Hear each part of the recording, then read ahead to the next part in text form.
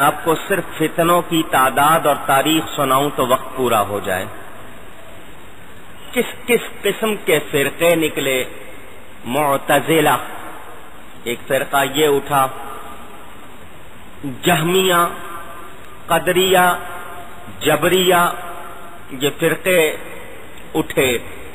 کسی نے تقدیر کو موضوع بنایا، کسی نے قرآن اور حدیث کو موضوع بنایا، کسی نے اور مسائل کو موضوع بنایا.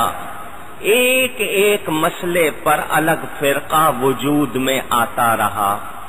کئی آئے کئی گئے، لیکن اللہ نے اسلام کو باقی رکھا، اور یہ اسلام انشاءاللہ باقی رہے گا. مردان حق پیدا ہوتے رہے، پیدا ہوتے رہیں گے، جو دین کے پرچم کو سربلند رکھیں گے. خلق قرآن کا مسئلہ آیا. کچھ لوگوں نے، سرکاری درباری مولویوں نے یہ کہہ دیا قرآن اللہ کی مخلوق ہے. علماء حق نے جواب دیا کہ قرآن غیر مخلوق ہے. مخلوق کے معنی بنایا ہوا، غیر مخلوق کہ یہ بنایا نہیں. کلام متکلم کی صفت ہوتا ہے، یہ اللہ تعالی کی صفت ہے، اور اللہ کی صفتیں مخلوق ذرا اونچی نہیں. حضرت امام احمد بن حنبل رضی اللہ تعالی عنہ نے اس دور میں جہاد کیا، اور یہ مسئلہ بھی حل ہوا. مامون رشید، اس کا دور جو بنو عباس کے حوالے سے ہے، اس کے دور میں اور بھی فتنے اٹھے. اس کے بعد یہ سلسلہ رکا نہیں، چلتا رہا. پھر ہندوستان میں اسلام کا سلسلہ شروع ہوا. یہاں پر بھی سازش کرنے والوں نے کئی فرقے بنائے، سر اٹھایا شرارتیوں نے. اگر آپ کو جتنے خاندان یہاں حکمران رہے ان میں سے ہر ایک آپ کے سامنے تاریخ کا پورا منظر آئے گا. میں بیان کرتا رہا ہوں. ہر دور میں کوئی نہ کوئی فتنہ نمودار ہوتا رہا. بالآخر مغلوں کا دور آیا. مغل اعظم کہلاتا تھا اکبر، جس کا پورا نام لکھا جاتا تھا جلال الدین محمد اکبر. یہ مغل بادشاہ تھا. اس کے بعد اس کا بیٹا جہانگیر، پھر شاہ جہاں، پھر اورنگزیب، اور پھر آگے یہ سلسلہ چلتا رہا. شروع میں تو کوئی ایسی حرکت نہیں کی، لیکن بعد میں دماغ خراب ہو گیا. ابو الفضل اور فیضی نام کے دو آدمی تھے اس کے پاس. دین الہی ایجاد کیا اس نے. ایک نیا دین اپنے آپ کو سجدہ کروانے لگ گیا.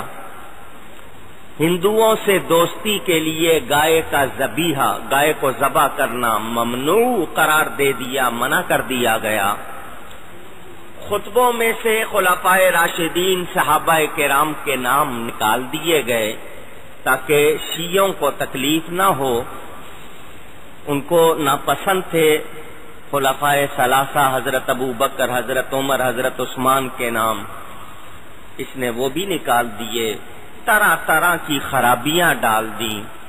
اس دور میں جس ہستی نے آواز حق بلند کی اور اکبر کے اس فتنے کے خلاف ڈٹ کر جہاد کیا، اس ہستی کا نام امام ربانی، امام مجدد الفسانی، شیخ احمد فاروقی سرہندی رضی اللہ تعالی عنہ. اکبر کا آخری دور تھا، وہ مر گیا. اس کے بعد اس کا بیٹا جہانگیر تخت نشین ہوا۔ ہندوؤں سے شادی، ہندوؤں سے نکاح ان کے نزدیک معیوب نہیں تھا۔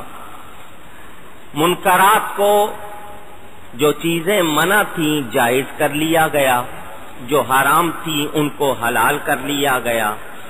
باپ کی روش کے مطابق بیٹے نے بھی خود کو سجدہ کروانا شروع کر دیا اور وہی طریقے رکھے۔ حضرت مجدد الفسانی نے اس دور میں جب آواز اٹھائی تو لازمی بات ہے، یہ دو قوتیں ہر دور میں نظر آتی ہیں، خیر و شر، یہ آپ کو ہر دور میں نظر آئیں گی۔ آپ دیکھیں، حابیل نظر آ رہا ہے تو قابیل بھی نظر آ رہا ہے۔ نوح علیہ السلام ہے، ان کے سامنے کافر بھی ہیں۔ حضرت ابراہیم ہے، نمرود بھی ہے۔ حضرت موسیٰ ہے، فرعون بھی ہے۔ ہمارے نبی پاک صلی اللہ علیہ وسلم ہیں، ابو جہل بھی ہے۔ حضرت امام حسین ہے، یزید بھی ہے۔ آپ کو یہ ہر دور میں نظر آئیں گے، اور اس دور میں اگر ایک طرف یہ وہ لوگ تھے جو اسلام کو بدل رہے تھے اور اسلام کے خلاف باتیں کر رہے تھے، تو سامنے امام ربانی امام تھے۔ علامہ اقبال بھی کہتے ہیں، موسیٰ و فرعون و شبیر و یزید، عید و قوت از حیات آید پدید، کہ تم دور دیکھو گے تو تمہیں دونوں نظر آئیں گے، ایک طرف خیر کا علم بردار نظر آئے گا تو دوسری طرف شر کا نمائندہ بھی نظر آئے گا۔ یہ ہر زمانے میں دونوں سامنے نظر آتے ہیں۔ اور تعرف الاشیاء بازدادہا، ہر چیز اپنی ضد سے پہچانی جاتی ہے۔ رات نہ ہو دن کا پتہ نہیں چلتا، بدبو نہ ہو خوشبو کا پتہ نہیں چلتا، اندھیرا نہ ہو روشنی کا پتہ نہیں چلتا، یہ برے نہ ہوں اچھوں کا پتہ نہیں چلے گا، اگر یہ بے ایمان نہ ہو تو ایمانداروں کا پتہ کیسے چلے گا؟ تو یہ آپ کو تاریخ میں نظر آئیں گے۔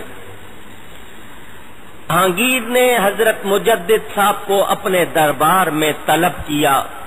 میں مجدد صاحب کے پورے کارنامے سناؤں، بڑا وقت چاہیے، جمعے کا ٹائم مختصر ہوتا ہے، میں نے بہت زیادہ اس وقت بیان نہیں کرنا، صرف تھوڑا سا ذکر کر کے تعارف کروانا ہے۔